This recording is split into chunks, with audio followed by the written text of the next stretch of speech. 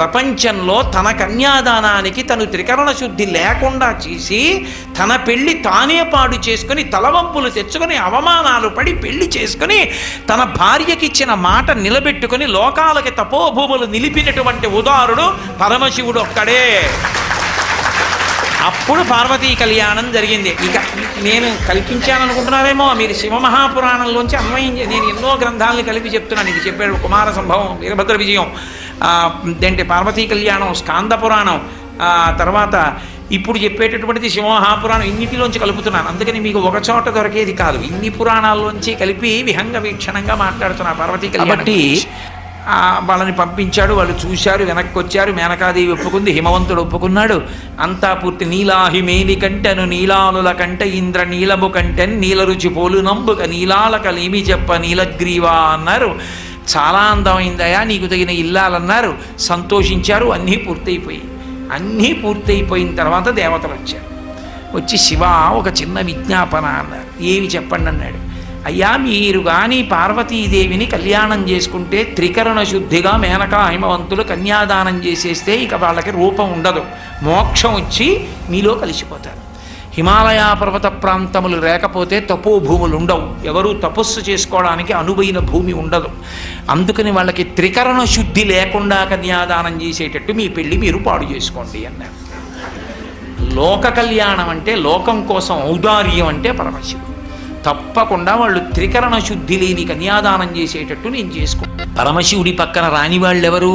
బ్రహ్మగారు, విష్ణువు, లక్ష్మీదేవి, సరస్వతీదేవి, ఋషులు, ప్రమదగణాలు, దేవతలు అందరూ పరమశివుడి పనుపున బయలుదేరారు. భక్తకోటి అంతాను. హిమవంతుడు ఆయన చుట్టాలకు ఆయన వేశాడు. ఆయన చుట్టాలు ఎవరుంటారు? అరుణాచలం, వెంకటాచలం, అంజనాద్రి, నీలాద్రి, గరుడాద్రి, వీళ్ళకి వేస్తూ పుత్రమిత్ర సపరివారముగా రమ్మని వేశాడు. పర్వతాలకి కూతుళ్ళు ఎవరు? నదులు. నదులకి భర్తలు ఎవరు? సముద్రాలు. అందుకని అల్లుళ్ళు. కాబట్టి సముద్రాలు, నదులు, క్రూరమృగాలు, సాధుమృగాలు, పర్వతాలు, పర్వతాల మీద ఉండే చెట్లు, చామలు, శలయేళ్ళు, ఇన్ని బయలుదేరే. ఇవన్నీ హిమాలయాలకు వెళ్ళిపోయాయి. పరమశివుడు పనుపున అందరూ హిమాలయాలకు వెళ్ళిపోయారు. వెళ్ళిపోయిన తర్వాత పెళ్లికి తెల్లవారుదామున బయలుదేరింది ఊరేగింపు. ఎక్కడి నుంచి? కైలాస పర్వతం దగ్గర నుంచి వస్తున్నారు. గవాక్షంలో నిలబడింది మేనకాదేవి నారదుడితో కలిసి. ఒక్కొక్కళ్ళు వస్తున్నారు. అబ్బా వెలిగిపోతున్నాడు, ఆయనేనా మా అల్లుడంది. కాదమ్మా, సూర్యుడు దిక్పాలకుల్లో ఒకడు. ఆ వెనక వస్తున్నాడు. ఎవరో బాబాయ్ నల్లగా ఉన్నాడు దున్నపోత మీద, ఆయన ఎవరా? ఈ అల్లుడు కాదు, బెంగపెట్టుకోకు, యమధర్మరాజు గారు. ఆ వెనకాతలు అబ్బా చల్లగా ఎంత బాగున్నాడో, ఎవరు? చంద్రుడు, మీ అల్లుడు కాడు. ఈయనెవరోనయ్యో చాలా అందంగా ఉన్నాడు, ఎర్రగా ఉన్నాడు, కాంతులీనుతున్నాడు. బ్రహ్మగారు, మీ అల్లుడి దగ్గర పురోహితుడమ్మా, పెళ్లి చేయడానికి వచ్చే బ్రహ్మగారు ఆయన మీ అల్లుడు కాదు. ఓ అలాగా, ఇతనెవరో నీలమేఘశ్యాముడు, చాలా అందంగా ఉన్నాడు, శాంతాకారం భుజగచైనం పద్మనాభం సురీశం. అమ్మ, ఆయనకి మీ అల్లుడికి భేదం చెప్పకూడదు, కానీ ప్రస్తుత మీ అల్లుడు కాడు.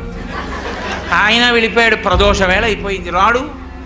వెడుతూనే ఉంది ఊరేగింపు. వస్తున్నారు మగపెళ్లివారు. అలా ఆఖరికి ఒక ఆయన వచ్చాడు. చుట్టూ భూతప్రేత పిశాచాలు ఉన్నాయి, ప్రమదగణాలు ఉన్నాయి. మధ్యలో దిగంబరంగా తాండవం చేస్తూ వస్తున్నాడు. అడగలేదు మేనకాదేవి ఆయన అల్లుడా అని. నారదుడే చెప్పాడు, ఆయనే మీ అల్లుడమ్మా అని మెట్లు దిగి వెళ్ళిపోయాడు.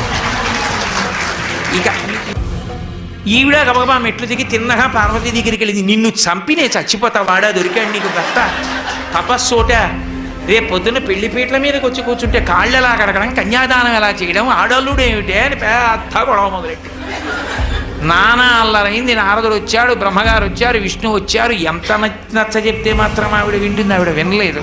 వినకపోతే అప్పుడు నచ్చ చెప్పారు, ఇంకొక్కసారి చూడు, ఈసారి నచ్చకపోతే చెయ్యొద్దు, అసలు నిజంగా మీ అల్లుడు ఎలా ఉంటాడో నువ్వు చూడు అంటే చూసింది. కోటి సూర్య ప్రతీకాశం సర్వావయవ సుందరం విచిత్రవసనం చాధానాభూషణభూషితం సుప్రసన్నం సులావణ్యం సుహాసంచ మనోహరం గౌరాభం యుతి సంయుక్తం చంద్రరేఖా విభూషితం సూర్యేణ చిత్రితం మూర్ధ్ని చంద్రదండ విరాజితం గంగా చ యమునా చైవా విధత్తు స్మరుచామరే అంటూ పట్టుపుట్టాన్ని కట్టుకుని గంగా యమున ఇద్దరూ కూడా ఒకళ్ళు సూర్యేణ చిత్రితం మూర్ధ్ని, సూర్యుడేమో పైన గొడుగు పట్టుకుంటే చంద్రుడు పక్కన దండం పట్టుకుంటే గంగా యమునలు ఇద్దరు వెనకాతల సేవిస్తుంటే మంచి ప్రసన్నంతో లావణ్యంతో అద్భుతమైనటువంటి రూపంతో అందాలకి అందంగా ఎంత సౌందర్య రాశియో అటువంటి మహామూర్తిగా పరమశివుడు నడిచొస్తున్నాడు.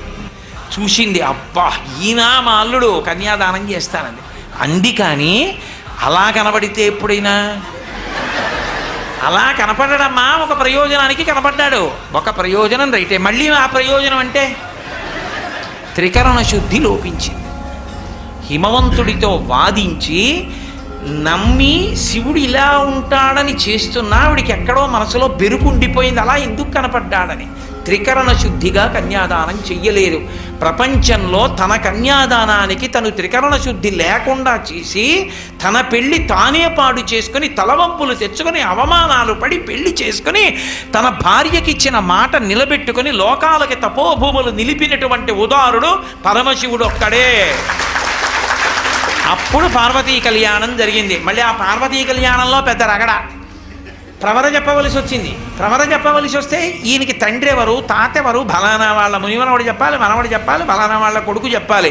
చెప్పాలంటే ఎవరిని అడిగితే ఇంటి బ్రహ్మగారిని అడిగారు, ఏం నీకు తెలుసా? నాకేం తెలుసు, పిల్లాన్ని ఎంచుకున్నది మీరు చెప్పాలన్నాడు. ఎవరిని అడిగితే వాళ్ళు ఏమో మాకన్నా ముందు ఉన్నాడు ఆయన, మాకు తెలియదన్నారు. నారదుడు వీణ వాయించుకుంటున్నాడు, వెళ్ళి కోపం వచ్చి ఆ వీణ పట్టుకున్నారు. బుద్ధుందా ఇప్పుడు కచేరీ ఏమిటో పక్క పిల్లాడి ప్రవర తెలియక ఏడుస్తుంటే, అసలు ఆ పిల్లాడి ప్రవర నీకేమన్నా తెలుసు? అప్పుడు నారదుడు నవ్వి అన్నాడు, ఆయనకి ప్రవర ఏమిటి, ఆది మధ్యాంతరహితుడు, ఆయనకి ప్రవర ఉండదన్నాడు. ఇప్పుడు ఏదో ప్రవర కల్పించాలి కదా. ఏదో వెనకటికి ఒక విషయం చెప్తుంటారు, పాలేరుని పెట్టుకోవాలని ఒక ఆయన పిలిచి కొన్నాడు, 4 రోజులు పని చేయబోయి పని చూసి పెట్టుకుంటా అన్నాడు. అన్నీ చూశాడు, చాలా బాగా చేస్తున్నాడు. నిన్ను పెట్టుకుంటాను పనిలో, నీ పేరు ఏమిటన్నాడు. పెరుమాళ్ళు అన్నాడు. పెరుమాళ్ళు అన్న పేరుతో నాకొద్దు, ఎప్పుడన్నా నిన్ను తిట్టాల్సి వస్తే లేనిపోని పాపం వస్తుంది, నీకు 100 రూపాయలు ఇస్తాను, మీ ఊరు వెళ్ళి పేరు మార్చుకుని మళ్ళీ రా అన్నాడు. ఓ వారం పోయాక వచ్చాడు, మార్చుకున్నావా? మార్చుకున్నాను. ఏం పెట్టుకున్నావు? పెద్ద పెరుమాళ్ అని. అలా పరమశివుడికి ప్రవర చెప్పమంటే ఏం చెప్తారు? అందుకు నిర్గుణ నిరంజన నిరాఖ్యాత నిరామయ నిర్వికల్ప పంచారుషేయ ప్రవరాన్విత పరమశివ గోత్రస్య పరమశివ శర్మణో నప్త్రే అన్నారు. అని విశ్వేశ్వర శర్మణ పౌత్రాయ సుందర శివశర్మణ పుత్రాయ అని విశ్వనాథ శర్మణే వరాయ అఖిలాండకోటి బ్రహ్మాండ నాయకాయ తత్వమర్థస్వరూపాయ సకల భక్తార్తి భంజనాయ కైలాసపర నివాసాయ విశ్వేశ్వర శర్మణే వరాయ అని ఆఖరికి ఆయనకి పరమశివుడి పౌత్రుడు. ఆయన పేర్లే మార్చి కొంచెం కొన్ని పేర్లు ముత్తాత చేశారు, కొన్ని పేర్లు తండ్రి చేసి ఆయన్నే పెళ్లి కొడుకుని చేశారు.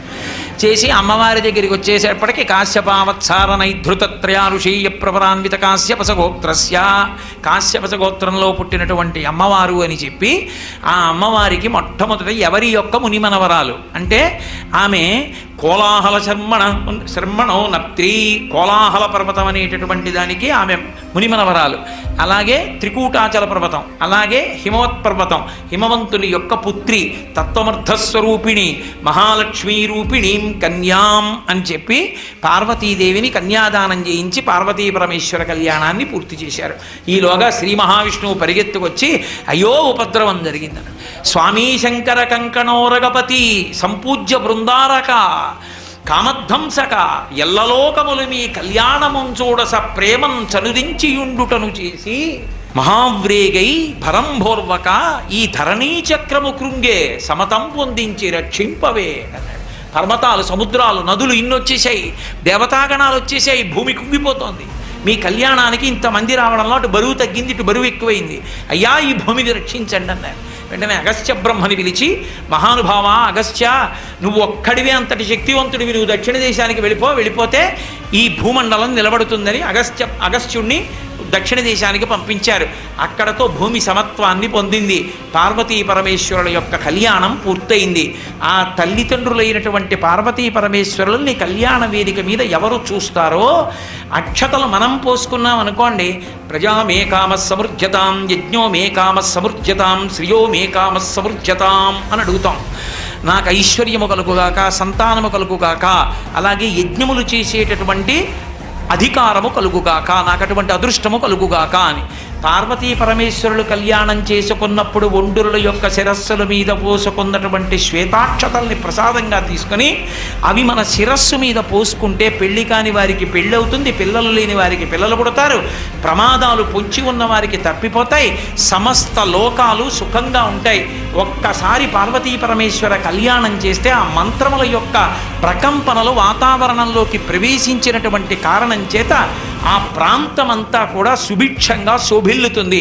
మనందరి ఎడల పార్వతీ పరమేశ్వరుల యొక్క నిర్హేతుక కృపాకటాక్ష వీక్షణములు ప్రసరించుగాక అని సాంజలి బంధకంగా వారి పాదములకు నమస్కరిస్తూ మీ అందరికీ నా హృదయపూర్వకమైనటువంటి కృతజ్ఞతల